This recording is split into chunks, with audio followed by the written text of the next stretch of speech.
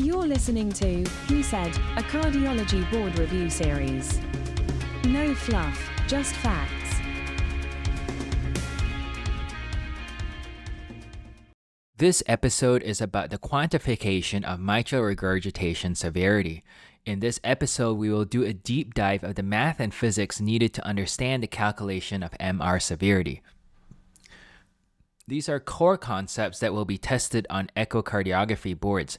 If you are taking general boards with no plans to take echo boards, you can skip this episode and jump to the next episode on management. We'll first talk about calculating EROA and RVol via PISA. Then we'll talk about calculating EROA and RVol via stroke volume from the continuity equation. Then we'll talk about the other approaches for grading severity.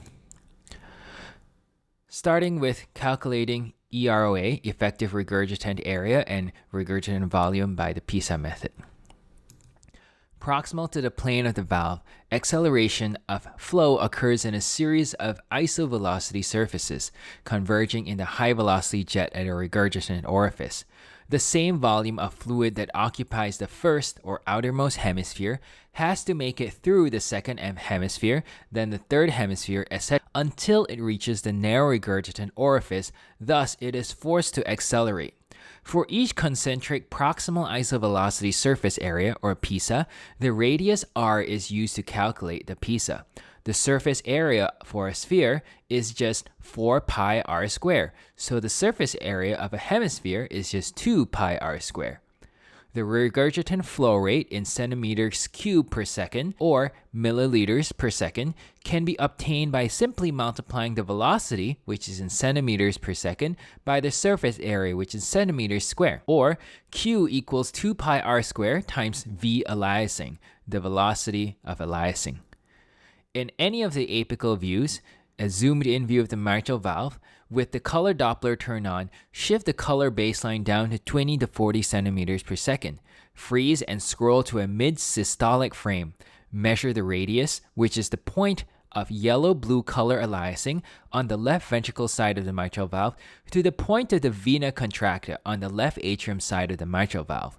In addition, apply CW Doppler and trace the VTI, the velocity time integral, of the downward mitral regurgitant humps and note the MR max velocity. Once you have the PISA radius in centimeters and the MR VTI in centimeters measured and the MR peak velocity noted down, you can plug it into the equations. Flow at the vena contracta downstream of the orifice should equal flow at the PISA shell upstream of the orifice. Flow, which is a volume measured in centimeters cubed per second or milliliters per second, is area times velocity. And we know that flow at vena contracta is the effective regurgitant area, EROA, in centimeters squared multiplied by the peak MR velocity in centimeters per second. Flow at the PISA shell is the surface area in centimeters squared calculated by 2 pi r squared multiplied by the aliasing velocity in centimeters per second.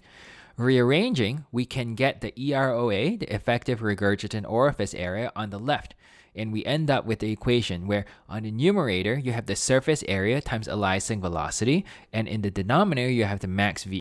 So this EROA equals surface area PISA in centimeters squared times aliasing velocity in centimeters per second, all over V max MR in centimeters per second. Let's walk through an example with specific numbers. It'll be helpful for you to have a pen and paper to walk through this example. In a patient with mitral regurgitation, the PISA radius is 1.1 centimeters and the aliasing velocity is 35.9 centimeters per second. The Vmax is 6.4 meters per second and the VTI is 213 centimeters. Remember to convert the Vmax from meters per second to centimeters per second to fit the units of everything else. Since regurgitant flow Q equals 2 pi r squared times V aliasing, the regurgitant flow equals 2 pi times the square of 1.1 centimeters times 35.9 centimeters per second. This equals 2.9 centimeters cubed per second, also expressed as 272.9 milliliters per second.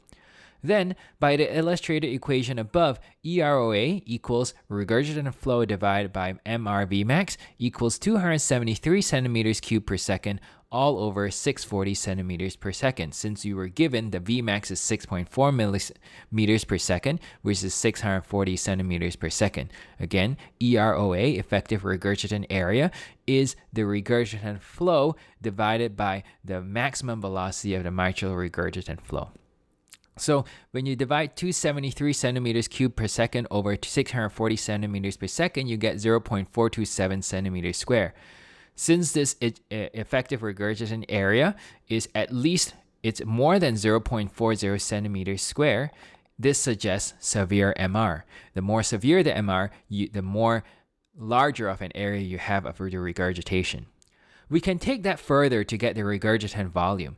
The regurgitant volume, RVol, equals EROA times VTI regurgitant, or 0.427 centimeters square, which we have from above, times 213 centimeters. Recall 213 centimeters is the regurgitant VTI, velocity time integral, that was given to us, or drawn from the screen. Multiplying those two numbers gives you 91 centimeters cubed. Since 91 milliliters is more than 60 milliliters, that suggests severe mitral regurgitation, because the more severe mitral regurgitation is, the more your regurgitant volume is going to be. And 60 or higher milliliters of regurgitant volume is consistent with severe MR. Note that 91 milliliters, the regurgitant volume, is how much volume gets pushed back across the mitral valve per cardiac cycle, whereas the 273 milliliters per second, the regurgitant flow, is how much volume gets across the mitral valve per second. So it's related but different concepts. Beware that if the surface is not planar, i.e. the PISA shell is not a complete hemisphere because the jet is eccentric, then you have to apply an angle correction factor to your effective regurgitant orifice area. The angle correction factor is just the angle of the PISA arc divided by 180 degrees. Applying the angle correction factor should reduce the size of your EROA. Elliptical or crescent jets are common in cases of functional MR and lead to underestimation of the EROA by PISA, as the resulting calculated orifice area conceptually describes a larger circle that would fit entirely in the orifice, which is often considerably smaller than the entire orifice. What should you suspect if you see a small EROA suggesting severe MR, but an unimpressive MR VTI and low regurgitant volume suggesting mild MR? Then suspect late systolic MR as opposed to holosystolic MR. This is commonly seen in mitral prolapse, in which late systolic regurgitation yields a small regurgitant volume. The truncated MR duration is a common reason for discrepancy between low calculated EROA and low calculated regurgitant volume. If you're not given the aliasing velocity and the mitral regurgitant Vmax, but you are still being asked to calculate the EROA from the PISA radius, you do so by assuming the aliasing velocity is either 30 centimeters per second or 40 centimeters per second, and the regurgitant Vmax is 500 centimeters per second, which is a reasonable assumption when the systolic blood pressure is normal. EROA is 2 times pi times r squared of and r refers to the radius PISA, times 40 centimeters per second divided by 500 centimeters per second, which results in 0.502 times radius of the PISA square. So just half your PISA radius squared. For example, if you're given a PISA radius of 1 centimeters, then your EROA is just 0.5 centimeters squared. So that's a very useful rule of thumb that you can use to convert between the EROA and the PISA radius. If you go with an aliasing velocity of 30 centimeters instead of an aliasing velocity of 40 centimeters per second, then EROA equals 2 times pi times r squared PISA times 30 centimeters per second divided by 500 centimeters per second, assuming the regurgitant Vmax is 500 centimeters per second.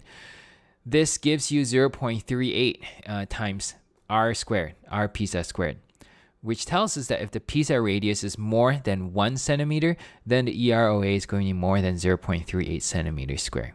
So this is for if you are not given the aliasing velocity and a mitral regurgitant Vmax, but you are still being expected to calculate the EROA from just the PISA radius alone, you can assume the aliasing velocity is either 30 centimeters per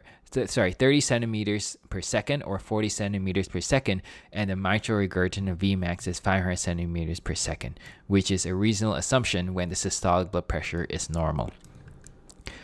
So we've covered how to calculate the effective regurgitant area and the regurgitant volume by the PISA method.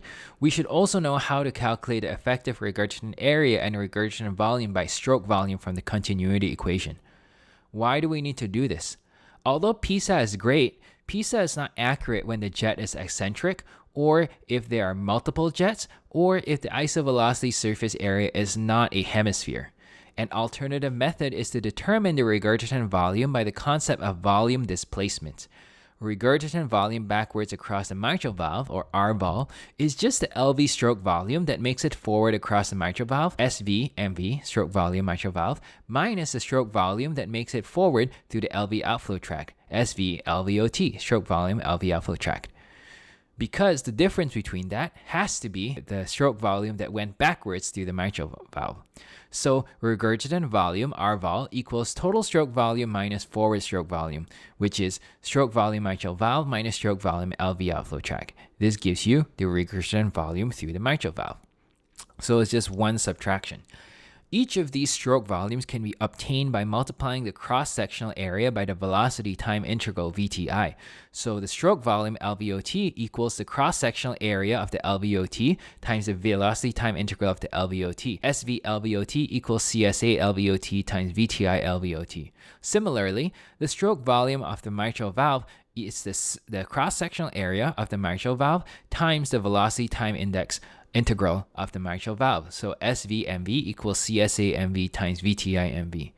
The regurgitant fraction will then be the regurgitant volume out of the total stroke volume. So RF is just the RVol all over the total SV.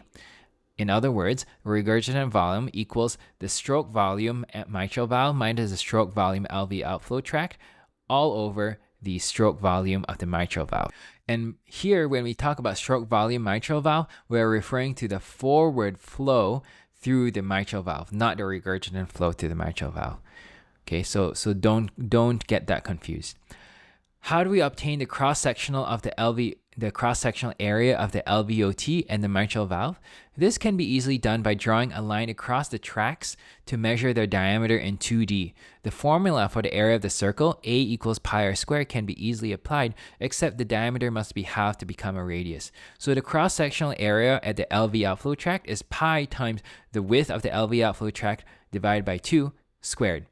And the cross-sectional area of the mitral valve is pi times the square of the width of the mitral valve divided by 2. Let's walk through an example with specific numbers. For this, it's helpful to have a pen and paper to write this down. In a zoomed-in view of parasol long axis, you obtain the left ventricular outflow tract cross-sectional area by drawing a line to measure the diameter of the LV outflow tract, which is 2.5 centimeters. The cross-sectional area of the LV outflow tract equals pi times the square of the width of the LV outflow tract divided by 2. So that's pi times the square of 2.5 divided by 2 centimeters. So that gives you 4.91 centimeters squared as the cross-sectional area of the LV outflow tract. The LV outflow tract VTI obtained by tracing the PW Doppler through the LV outflow tract in apical 5 chamber, let's say that is 13.6 centimeters. That's given to you. So stroke volume of the LV outflow tract equals the cross-sectional area of the LV outflow tract times velocity time integral of the LV outflow tract equals 4.91 centimeters squared times 13.6 centimeters. That gives you 66.7 centimeters cubed, or 66.7 milliliters is your stroke volume of the LV outflow tract. Now, in zoomed-in view of parasol long axis, you can obtain the mitral annular cross-sectional area by drawing a line to measure the diameter of the mitral valve annulus, which, let's say, is 4.5 centimeters. The cross-sectional area of the mitral valve is pi times the square of 4.5 centimeters divided by 2, which gives you 15.90 centimeters squared. The mitral valve VTI obtained by tracing the PW Doppler through the mitral annulus level, not the mitral leaflets, in apical 4 chamber is 11.7 centimeters. So the stroke volume, mitral valve equals CSA MV times VTI MV equals 15.9 centimeters squared times 11.7 centimeters, which equals 186 centimeters cubed. Now that we know the stroke volume of the LV outflow tract is 67 milliliters and the stroke volume of the mitral valve is 186 milliliters, we can easily subtract to find the regurgitant volume. The regurgitant volume equals the total stroke volume minus the forward stroke volume equals stroke volume MV minus stroke volume LVOT, which is 186 milliliters minus 67 milliliters equals 119 milliliters. 119 milliliters divided by 186 milliliters is 64%. So the regurgitant fraction is 64%. Since this is above 50% inclusive, this suggests severe MR. The more severe mitral regurgitation is, the more the regurgitant fraction is going to be. And anything that's 50% or higher is a regurgitant fraction that suggests severe MR. Alternatively, if you don't want to do multiplication by VTIs to get the regurgitant fraction, you can simply use the end diastolic volume and end systolic volume to get the total stroke volume. So recall that we had the simple equation where the regurgitant fraction is the regurgitant volume divided by total stroke volume. In that numerator, the total stroke volume, you can actually substitute that for the LVEDV minus LVESV all over the LVEDV.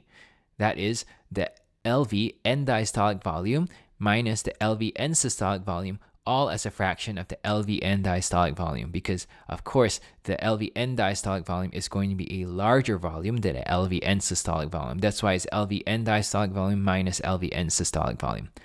All of that is in the denominator, and then at the top you still have regurgitant volume. That will allow you to get the regurgitant fraction without needing to do multiplication by VTIs. You can get it just using the regurgitant volume equals the regurgitant volume over the LV end diastolic and end systolic volume. Now, we have covered the two most important concepts in understanding the severity of mitral regurgitation.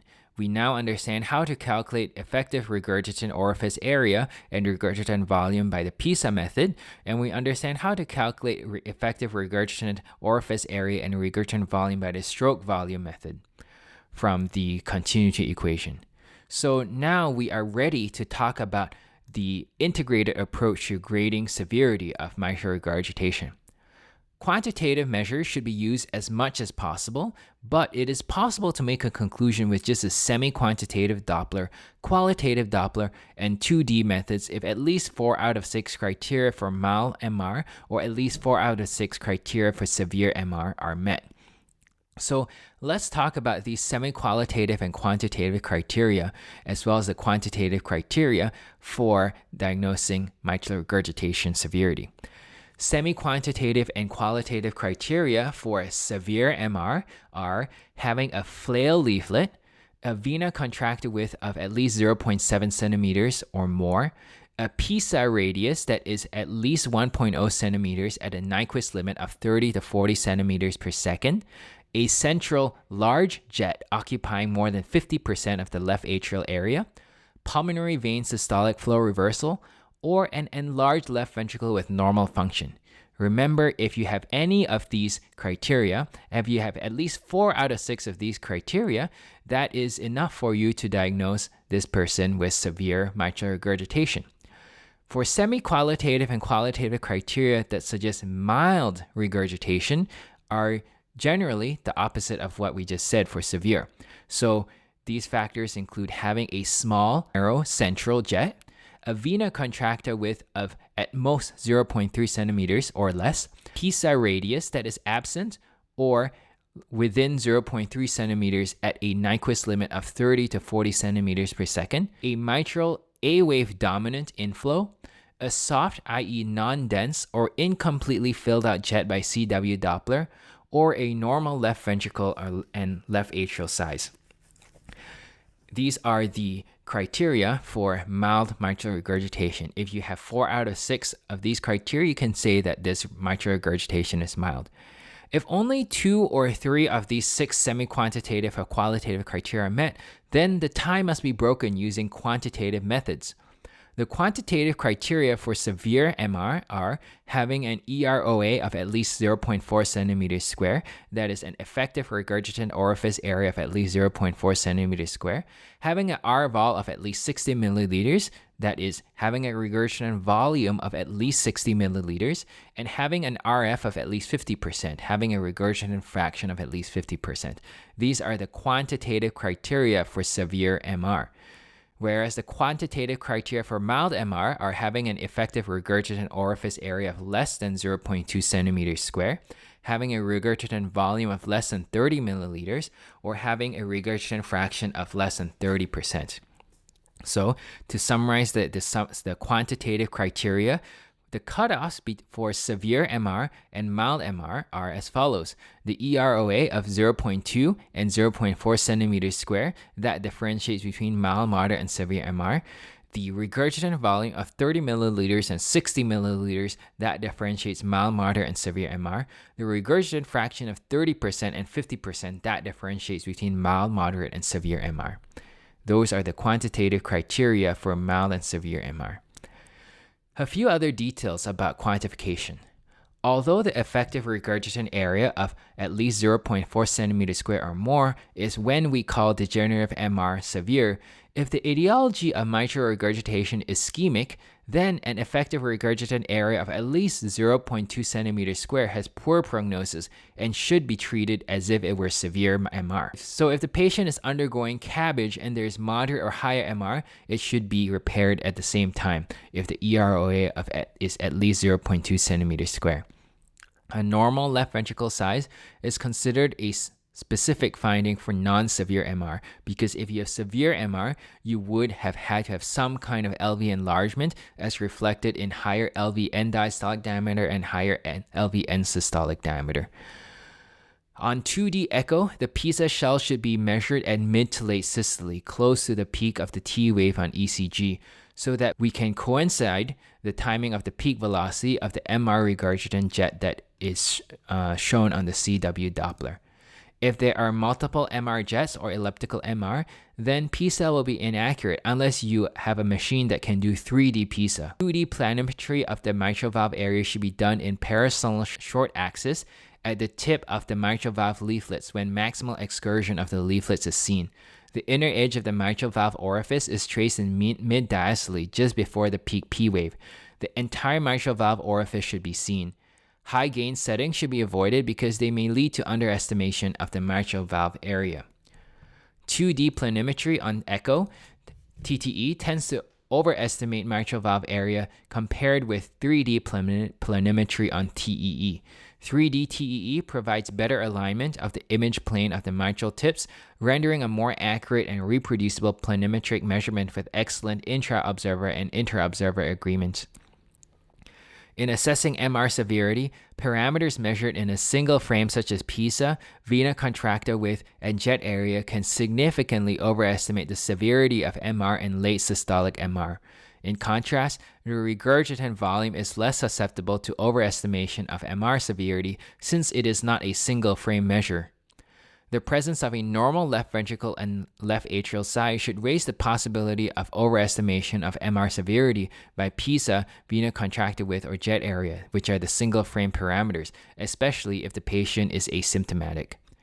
What is the most common reason for a discrepancy between calculated effective regurgitant orifice area being large, suggesting severe MR, and regurgitant volume being low, suggesting only moderate MR?